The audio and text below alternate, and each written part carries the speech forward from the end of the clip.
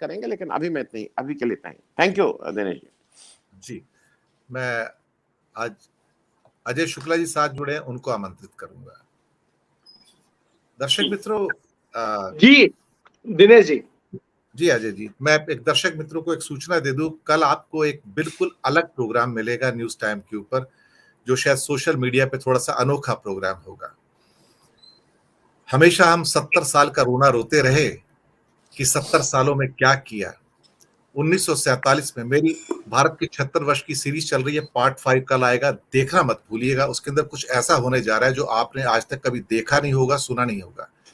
वो भारत 1947 में जहां पे मिलियंस ऑफ रेफ्यूजी थे, जहां 99% पॉवर्टी थी, जहां भारत के अधिकतर गांवों में कोई बिजली नहीं थी, ना सड़क थे, ना पानी था।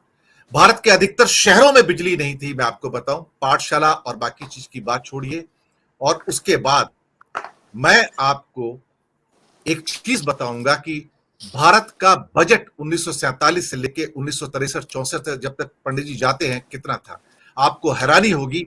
1948-49 का पहला संपूर्ण बजट सिर्फ 256 करोड़ का था, 256 करोड़।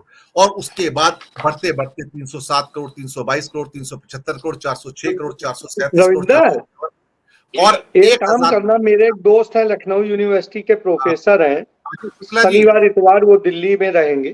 शुक्ला जी, आप म्यूट कर लीजिए अगर आप बात कर रहे हैं तो। हाँ, तो आप सोचिए कि 48-49 का समय है और आपके पास ले दे के 250 करोड़ रुपए हैं और राज्यों का कोई बजट नहीं है और गरीबी की बदहाली आप देख सकते हैं। एक व्यक्ति उस 250-300 करोड़ में भारत कैसे चलाएगा? वो पंडित नेहरू चला सकते थे और उनके साथ के जो ईमानदार फौज थी, सरदार पटेल थे, मौलाना आजाद थे, लाल बहादुर शास्त्री थे, देसाई थे, षणमुगम चेट्टी थे और राजकुमारी अमृत कौर थी।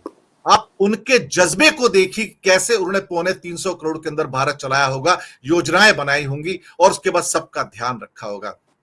आज के लोगों को एक साल के लिए 250 करोड़ रुपए सौंप दीजिए और 1948 में वापस बिठा दीजिए और पूछिए भारत कैसे चलाएंगे, तब इन्हें पता लगेगा कि हाँ 70 सालों में क्या हुआ था। अब आता हूं अजय शुक्ला जी, मैं आपके पास। देशद्रोही, आतंकवादी, हत्यारे, अब ये कॉमन टर्मिनोलॉजी है। अब कोई चोर है, सिपाही है, वो छोटे शब्द हो गए हैं।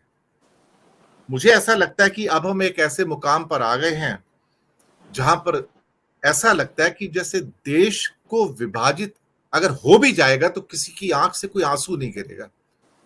किसी को फिक्र ही नहीं है कि मणिपुर खंडित हुआ। कागज पे लिखने से कि खंडित नहीं हुआ कुछ होता है क्या? जिस देश का समाज खंडित हो गया, हिंदू मुसलमान खंडित हो गया, जहां पर ईसाइयों को खंडित कर दिया गया, सरदारों को खंडित, सिखों को खंडित कर दिया गया, मुसलमानों को खंडित कर दिया गया, और कहते हैं कि यह मदर ऑफ डेमोक्रेसी है। कहीं कोई लज्जा आती है क्या उनको? कहीं कोई शर्म लिहाज है क्या इनकी आंखों में? क्या किसी की मौत पर कोई आंसू गिरते हैं इनकी आंख से? अजय शुक्ला जी, मुझे तो नहीं लगता कि कोई आंसू गिरते हैं, और आंसू गिरने जैसा इनके यहाँ कोई वो स्थिति भी नहीं है। और लज्जा आना तो मतलब ही नहीं, सोचिए ही मत। ये तो दूसरों को लजाने लगते हैं। और मणिपुर में वो हुआ जो विभत्स घटना हुई, उस घटना को लेकर प्रधानमंत्री 140 करोड़ आबादी को शर्मसार कर रहे थे, खुद नहीं हो रहे थे, खुद उन्हें दुख भी नहीं था। तो यह स्थिति है। उसके बाद में उसके लिए माफी भी नहीं मांगी जाती है। दूसरे को घमंडी कहते हैं, खुद कितना बड़े घमंड में है ये दिखाई देता है। इसके बाद में आप देखिए, कल संसद में स्मृति ईरानी ने जो किया और उनकी टीम ने, जिस तरीके से मतलब इतने गंदे आरोप, इस तरह से महिलाओं का इस्तेमाल भी भाजपा में होता है अपने विरोधियों को खत्म करने के लिए, हम पहली बार देख रहे हैं। और इतने उच्च पदों पे बैठी महिलाओं का, तो जब उच्च पदों पे बैठी महिलाओं का इस तरह से ये पार्टी इस्तेमाल करती है, तो बाकी आम महिलाओं के साथ वो क्या करती होगी, आप कल्पना कर सकते हैं। तो इसका मतलब है कुछ भी किया जा सकता है, कोई भी आरोप प्रत्यारोप और कैसा भी इस्तेमाल किया जा सकता है। हालांकि बहुत सारे लोगों की मैं निजी भी जानता हूं, लेकिन वो नहीं चर्चा का विषय है। तो मैं ये कहूंगा, तो ये उसके बाद दूसरों पे कुछ भी कहते हैं, कोई भी आरोप लगाएंगे, दूसरों को देशद्रोही, दूसरों को भ्रष्ट, दूसरों को न जाने क्या क्या बताना इनका अपनी आदत हो गई है, और खुद का भ्रष्टाचार नहीं दिखाई देता है, खुद का नहीं दिखाई देता है कि किस तरीके से जो है सारा चीज कर रहे हैं, नफरत बो रहे हैं, और किस तरह से भारत को टुकड़े टुकड़े कर रहे हैं, जो राहुल गांधी ने कल कहा भी कि असली देशद्रोही तो यही है, क्योंकि इन्होंने भारत माता का कत्ल किया है। क्योंकि भारत माता है क्या? भारत माता हम आप सब, पंडित जवाहरलाल नेहरू ने बड़े बेहतर तरीके से बताया। तो जब उन्होंने जो बताया है वही चीज है, और उस भारत माता को आप मार रहे हैं, उस भारत माता को आप नंगा कर रहे हैं, उस भारत माता के साथ के टुकड़े कर रहे हैं, तो जब ये कर रहे हो तो स्वाभाविक सी बात है, आपसे हम किस लज्जा की उम्मीद करें, किस शर्म की उम्मीद करें? आप तमाम संस्कार तो भूल चुके हो, और संस्कारों की स्थिति ये है कि कुछ भी आप कर सकते हो। अभी आनंद भाई बता रहे थे कि जो है संसद में जो पेश किया जा रहा है चुनाव आयुक्त और मुख्य चुनाव आयुक्त का, उसमें जो दूसरा सदस्य बताया आपने जैसे, तो उसमें शब्द है कि प्रधानमंत्री द्वारा नॉमिनेटेड कैबिनेट मिनिस्टर। तो प्रधानमंत्री तो उसी को नॉमिनेट करेगा जो उसका बहुत प्यारा सा ब्लू आइड बॉय होगा। तो स्वाभाविक सी बात है। तो इस तरह से चीजों को यदि आप देखिएगा तो वही नहीं, एक और ड्रैकोनियन बिल है साथ में, जिसका नाम है birth and death bill. Sir आप उसके प्रोविजंस पढ़ेंगे ना, तो 1/3 इंडिया गेट सेग्रीगेटेड और उनको कुछ प्राप्त नहीं होगा। मैं आपको बताऊं, इसकी इतनी बुराई आ चुकी है कि दुनिया में कहीं भी किसी भी देश में आज तक बर्थ एंड डेथ का जो एक्ट है वो नहीं बना है इस ढंग से जैसे जो इन्होंने बनाया है। मैं आपको बता दूं, it's one of the most draconian कि आपका सारे सर्टिफिकेट झूठे हैं, आपको एक बर्थ सर्टिफिकेट लेना पड़ेगा।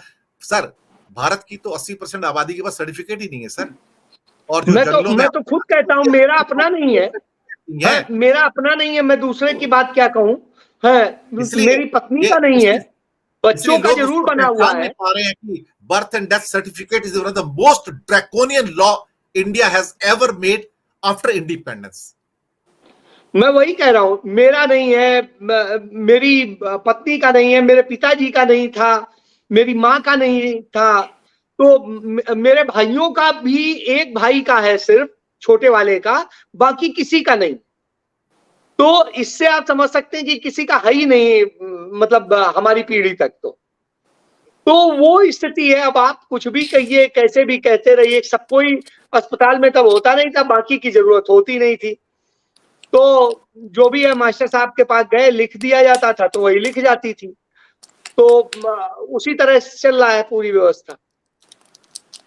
तो ये स्थिति है कि मतलब ये लोग कुछ भी कर सकते हैं, कुछ भी कर रहे हैं, इन्हें किसी बात की शर्म नहीं है। ये असल में क्या है ना, ये बांटना चाहते हैं, तोड़ना चाहते हैं, छीनना चाहते हैं, बर्बाद करना चाहते हैं, और खुद के लिए, सिर्फ निजी हित के लिए कर रहे हैं। ये भी नहीं कि अपने ही सब लोगों के लिए कर रहे हैं, अपने भी सब लोगों के लिए नहीं, अपनी एक चटिया है उसी के लिए सिर्फ करेंगे, और वही बस है, उससे ज्यादा और कुछ नहीं। जी जी सुनील जी के पास आऊंगा, फिर मैं प्रोफेसर साहब के पास आऊंगा।